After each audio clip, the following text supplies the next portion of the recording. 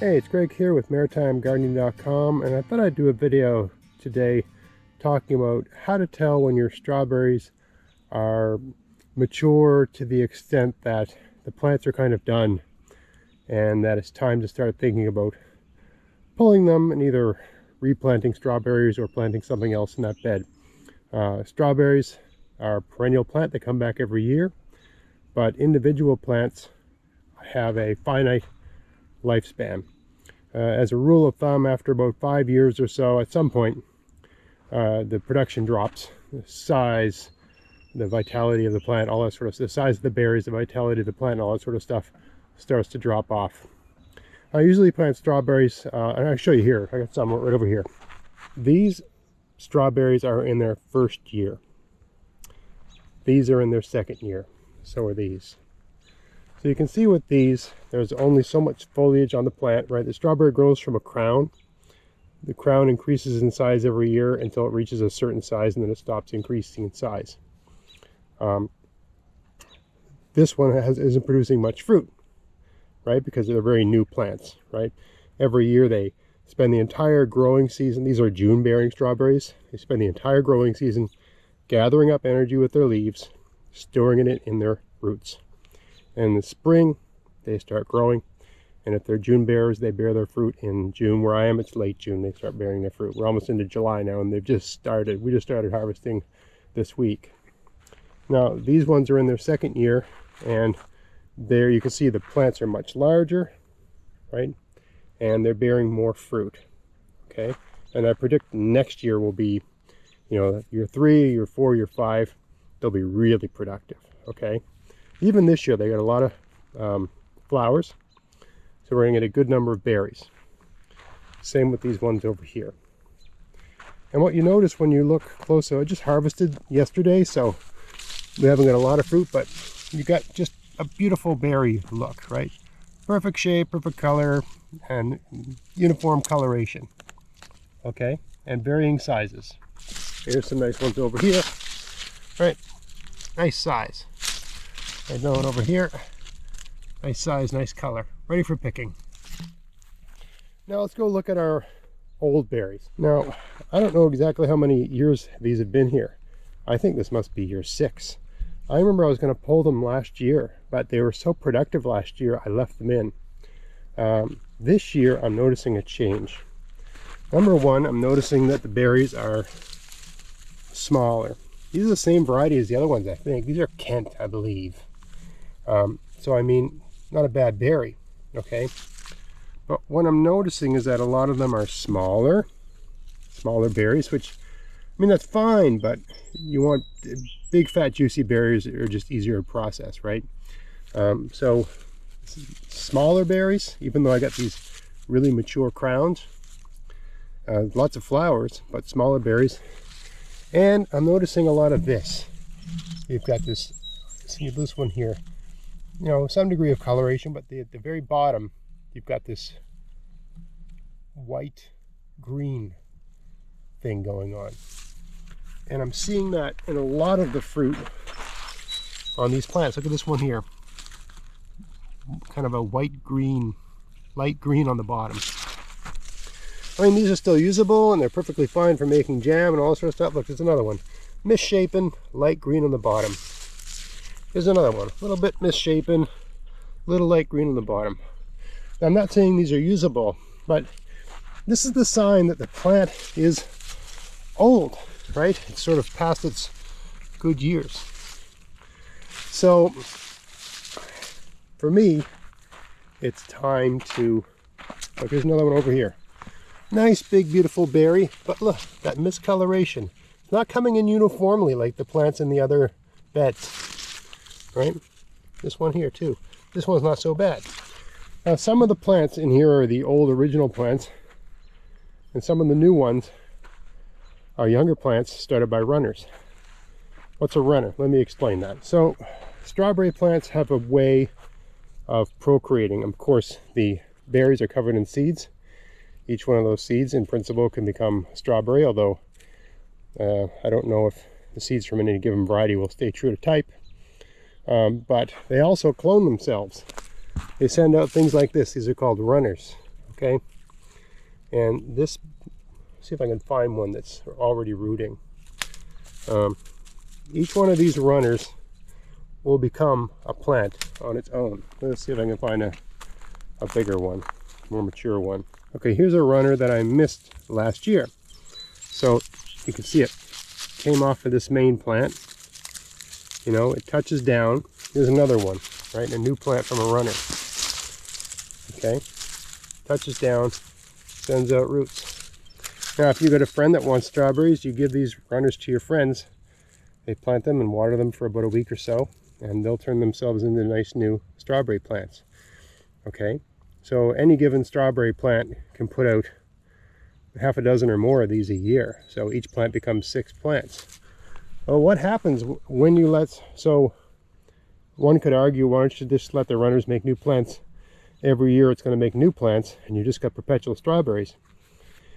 If you let the runners take over a bed, it becomes unmanageable. It becomes full of all kinds of strawberry plants that are not big, strong. Look how big this crown is here, right? It's a nice big healthy plant. Okay, if you let all the runners take root, they take over the whole bed. They compete for sunlight and water and nutrients and that sort of stuff, and every single plant in the bed does not have the capacity to become the biggest, strongest plant it can be. So you actually want to, whenever you see a runner, when you see them forming, you want to snap them off and remove them. Okay, now what you can do is, if you want to establish a new bed that's a year apart, staggering them year to year, you take those runners off when you see them starting to form roots. That's what I did with this one here. This bed was formed with runners that were started off in this bed. Okay, so these are a year younger plants. Same variety as these, didn't cost anything. That's the way to use your runners. You let them root a little bit, then cut them off and replant them somewhere else. Baby them for a couple weeks. You do this in my opinion, you do this more like in July or August. You can do it this time of year. You can do it whenever you want, but it's better to do it like see a bed over there with potatoes in it. So when the potatoes have all been harvested, now I don't need the bed anymore, so I might as well, that's when it makes sense to use my runners to start a new bed. Another reason to not let the runners take over a bed is that if there's spaces between the plants, it's easier to manage weeds. So here's a bed where I really didn't do a good job of that, right? This bed, I just let it go crazy. What I call a hippie garden, right? Don't do anything, just let it go. And so some of these plants are old, some of them are new. Most of the biggest, strongest ones are the older ones, producing those misshapen, unevenly ripened strawberries. But also, because there's strawberries everywhere here, it's really difficult when you get weeds like this crabgrass or quackgrass, whatever this is called, right? Weedy, aggressive grass, right? This sorrel or whatever. It's very difficult to weed these beds. You can see there's a whole section here where there's nothing growing, and that's because I had a lawn growing here. just grasses, right? Like this. See how there's grass in growing in with the strawberries? That's how those ones were, but it did that for a couple years, so it just got uncontrollable, so I just ripped it all out, right? So that's what'll happen. It'll just become difficult to manage the weeds in the bed. And if you've got weeds, they're competing for light, they're competing for water, they're competing for nutrients. Your strawberries aren't all they can be. And they grow in and around the strawberry crowns, and they're very difficult to extract. Okay, so if you snap the runners off, you get bigger, healthier, stronger strawberries. And also it's easier for you to just manage the weeds in your strawberry bed. So that's why, because I know I'm just anticipating questions what people are going to, comments people are going to make in the comments section. They're going to say, why don't you just let the runners take root? Then you'll have a perpetual source of new strawberries, which makes sense in principle, but not in practice. Okay, a lot of things make sense in principle, but not in practice. What you end up with is a choked out, weedy mess of a garden, and not the sort of optimal situation you want. And sure, it takes a little effort to remove runners, and it takes a little effort to weed gardens, but it doesn't take a lot of work. We're talking, for a bed this size, We're talking 10 minutes of your life once every other week for a season. That's not a big deal, right? There's plenty of things we do, we waste time doing, and spend way more time like scrolling through Facebook and crap like that. This is much better use of anyone's time, especially if you're out here at sunrise, the birds are singing, and it's very meditative and nice to manage your strawberries. So to sum up, when you see your strawberries starting to get that misshapen look, uneven ripening, smaller berries, and misshapen and that sort of thing, it's time to start thinking about pulling them all out and doing something else with that bed. And that's what I'm going to do this year. It's June right now. At some point in July, I'm going to yank all the strawberries out of here by the roots. We're just going to clear this bed right out. Probably put an inch of horse manure on here just to revitalize the bed. And then I'm going to plant something that'll grow really fast and give me a harvest before frost. If I do it early enough in July, I think I can plant bush beans here, which is a great first crop to plant in a sort of newly established garden because they're so easy to grow. They don't really require a lot from the soil.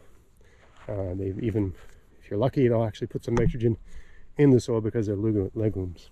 There's lots of things you can plant, but that's my plan for this garden, is to plant bush beans. Anyway, just a quick video on aging strawberries and how to make that call on when to pull the plug and just give up on a bed. Right? A productive bed that's given me a lot of strawberries, but now it's time to turn that bed into something else, grow something else there, and start growing strawberries in a new bed with new plants, so they have all that vitality and youth, all the vitality of youth that we appreciate in berry producing plants. So I hope you found that interesting. If you did, please like, share, subscribe. Check out my podcast, maritimegardening.com. Check out my articles at maritimegardening.substack.com. And of course, check out my sponsor, Betsy Seeds. A little plug about that at the end of this video. Other than that, until next time, get out there, get at it, have fun in your garden. Thanks for watching.